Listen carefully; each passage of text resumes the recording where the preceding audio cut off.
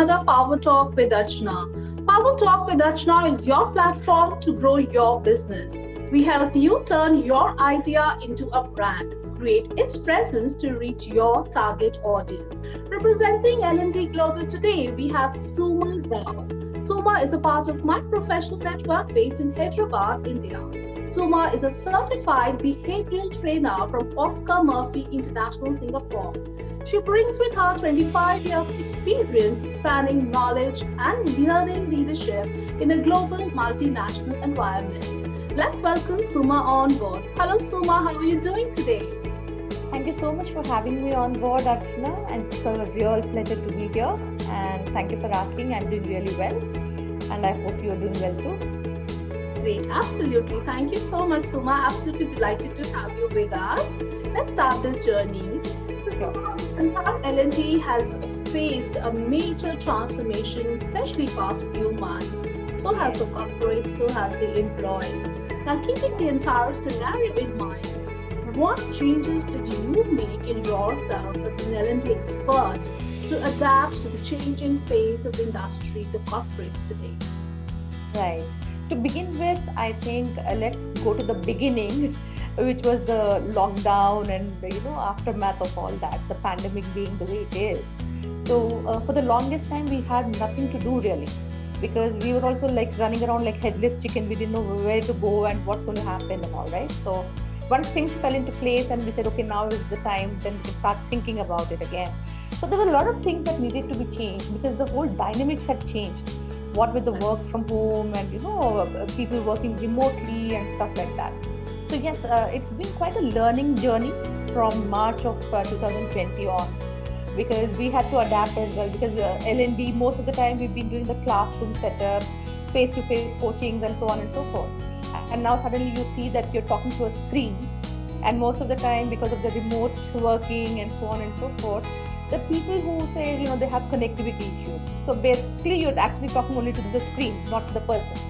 And so that's been quite a bit of a challenge because, as trainers and, facilitators, we thrive on the energy that comes from the participants.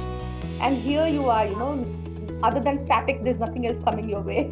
So that has been the biggest, I think, challenge that I had to overcome personally, because I'm more of the kind of a person who likes to relate to people and, get a rapport building and so on and so forth. But right now that's not happening. So that was the biggest challenge. So for me, that itself was a big thing that I had to do. And then I had to learn to be tech savvy, because I had to take all my trainings virtual, right? So virtually, what are the platforms that we can use? So we had to do a lot of research on that. Some said Zoom is fantastic. Some said, no, you go for Microsoft Teams and something. So we had to figure out, what works best for us. So that itself was another thing. And then also we had to, technology is something that not all of us are very, very, comfortable with. So I had to learn to be tech savvy, not just to sit in front of the camera or in front of the screen and start delivering the content, but also to use technology to make my training more effective. So that's kind of a thing, So I had to look for the Kahoots and the quizzes and so on and so forth. Those kind of things also something that I hadn't even heard of before, because I was so comfortable doing my own thing. And suddenly everything, it kind of shook me out of my comfort zone. So I didn't like it initially, but I think I'm thriving on it now. So that's been a good journey for me too. No. And also I think even the performance appraisals or whatever that is we used to do, that also has changed. The feedback model has changed. So I had to learn everything. So while you're at work, you have people who are doing it for you. Acha yaar ye kar do, acha yaar wo kar do. No, somebody will do it for you. Now it's like acha yaar is also yourself. You are your own yaar out there trying to do everything. True. So yeah. So those are the things that I had to do. And I think I would say that my journey has been pretty good. I think coming from the learning and development background, it becomes a little more easier for me to learn and adapt. So those are the changes broadly that I have done. And then to not have a space, the house was like, everybody's on everybody's toes. So to find a quiet space where you can actually work, that itself was a challenge. So a lot of things that we have to work around with. Yeah, but I think now we've got the hang of it. Everybody's fine and we're doing well. Yeah. Lovely. I think we all have been in this stage, and it's been quite a roller coaster for everybody. Yes. Yeah, it's been so much like train the trainer in the focus, in the forefront all along. Yes. Right. Great. So tell me, Suma, when we talk about L&D experts, what are the 10 things, you would recommend to any L&D expert or maybe people who are thriving to enter into this industry to stay ready with today to survive in the changing markets? Right. So I think the needs of the participants also have changed. Whether you're an L&D expert from the corporate world or you're an independent player on the outside as working as a vendor, it doesn't really matter because there are a few things I think that all of us, if we choose to be in this particular profession, we just need to be adept at using certain things. And one of the first things that I would like to say is the whole scenario has changed now. Earlier we'd say certify yourself from an ISTD or ASTD or this certification body and all, and you're good to go.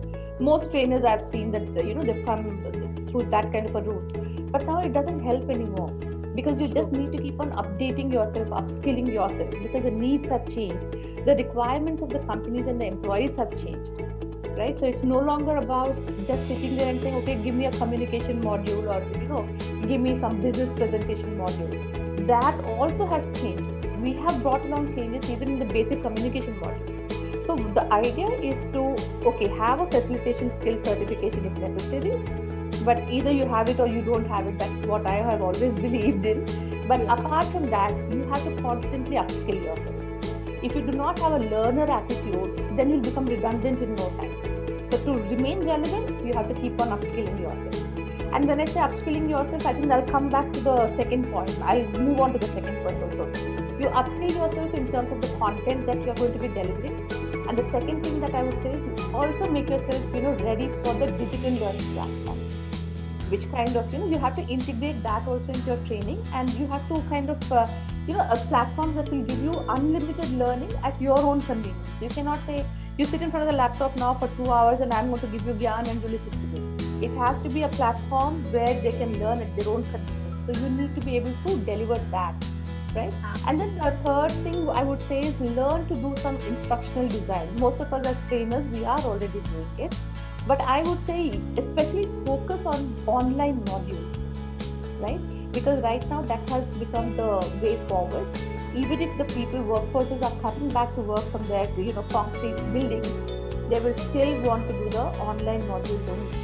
Most of the, in the long run, that's what I see. So you have to be adept at, online modules and how to create them, instructional designing and stuff. And then the next thing I would say is gamify your training session. Earlier we used to have some activity given in a classroom face-to-face setting. You're like saying, okay, now we'll have a role play, or okay, now you do this activity and stuff. Now you'll have to gamify it because they're all sitting in 10 different places or 20 different places. You have to, kind of virtually engage them. So you have to gamify them.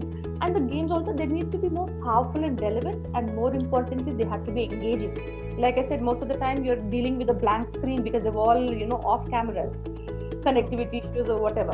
So it needs to be engaging so that they're not dozing off behind the screen, right? So you have to make sure that it has a very engaging storyline and stuff like that. So that's what in fact, I started to work on that. That's the next thing that I'm doing now, right? And then you have to become, comfortable with virtual training delivery in terms of anticipating and preempting any challenges that you see might happen or occur during your training session and stuff like that. Because I've seen this also happening with my own team at times. They have no idea how to handle, a lag in the like you and I also faced it a little earlier. So they don't know what to do with that. If something power outage happens, they don't know what to do with that, and they get baffled over it. I think you have to become comfortable in your own skin about handling the virtual sessions. So that is one thing that again I would like to and also I think going forward it's going to be more about the IDPs, the individual development plans. So whether you're in the corporate sector or you're working from the outside of it, being a vendor, you need to be able to cater to the IDPs. That is the way going forward. And I think it was a long time in coming, but now it has been thrust upon us. So I think we have to be prepared with that. So your IDP should be in consultation with the organization strategy and the project requirements and stuff like that. Not everybody, right now what we were doing is everybody is put into one room, learn communication. or everybody's put into one room. Okay, learn about how to give a presentation or how to engage your team or so on. That's what we've been doing. But right now we have to have a IDP for every participant that we have. And this is what even the corporate, even as an external vendor, if I were to approach a corporate, they're more appreciative of the IDPs than an actual, a kind of a randomly picked module and saying, okay, let's do this. So that is the way forward, and we should be able to do that. I'm like, you can't say I do soft skills, so therefore I shall continue to do that. Within soft skills also, you have to be able to adapt to individual needs, right? So within the classroom session where everybody is sitting together in front of you, it's easy for you to say, okay, fine, okay, this particular person here, let's just pull them into this group because they seem to have a stronger content here or whatever. But right now you have to cater to everybody, and like I said in the first point itself, it needs to be self-paced learning. So you should be able to give them that opportunity. So the IDPs with the self-paced plan is what is going forward going to happen. And also I think the industrial and the social policies, like society as a whole also, we are changing and evolving. And right now, because you're working from within the confines of the social setting that you're a part of, not just in your work, so you should be able to see how things are changing and affecting your employees. So as an L&D professional, you should be able to do that. There could be one particular person in the office, they have a particular, my desk and my chair and my cubicle or whatever. But they're working from home, they could be having a lot of challenges. So how to work around them in a way that this person, when they're sitting for their training session or whatever, there's a lot of, they can assimilate it. So everything needs to be catered to now. You cannot say, oh, shut that voice behind you, because that's going to be an integral part of that person's life. It's a family. You can't ask the whole family to shut up just because they're on the screen. Right. So those kind of dynamics also you'll have to be careful about. And also continuous learning methods. You also have to keep on evolving. Is it through some kind of a MOOC platform and whatever else that we have been using? There's a lot of freeware available. So you'll have to integrate all these also into your learning and in your training sessions. And also, I think nationally and globally, there could be some benchmarks in terms of whatever it is that we do. Like, for example, SDP or SDI UK and CDP UK, and I'm sure there are a lot of other bodies too. So, you should be aware of what is happening. In your field, what are the benchmarks right now, and where do you stand vis-a-vis those benchmarks? And how can you bring yourself to be with them at par with them? So these are the constantly evolving things, and one needs to be prepared to do all this. So a lot of us, including me, coronavirus and lockdown and everything, it jolted me out of my comfort zone, like I had mentioned earlier. Because I had to literally start from scratch, because this is something that I hadn't done before. I had two options, either to say, yaar, training nahi hai, main kya karu? Or I had to say, okay, fine, training is going to come, so let me be prepared for it. So that's what I think I was able to understand that, and my team also was brilliant. So we were able to say, okay, fine, let's use this lockdown period to try and do that. So that is what we were doing. And we've also realized going forward, it's going to be all about blended learning. So most of the time, like I said, we're going to be using freeware, we're going to be using MOOCs, and a lot of other things will happen. So where is the necessity for this particular individual who's called a trainer or a facilitator to be present? Therefore, I think blended learning, you need to be able to qualify to be there to individually, coach the individual to take the journey forward.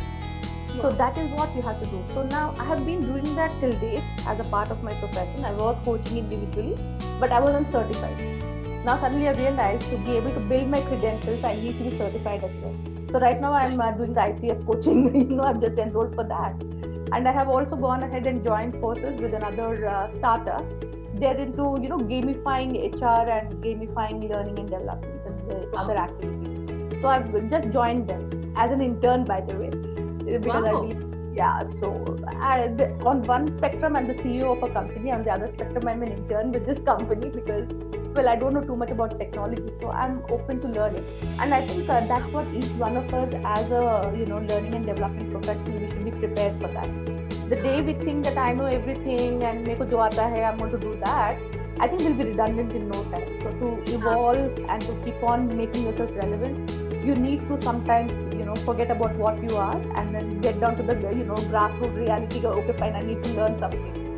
So that kind of an open mind and attitude to learn is the key point that all L&D professionals must have. So I think I've listed out all the 10, Archana. More than that. Thank you so much. Lovely. Thank you.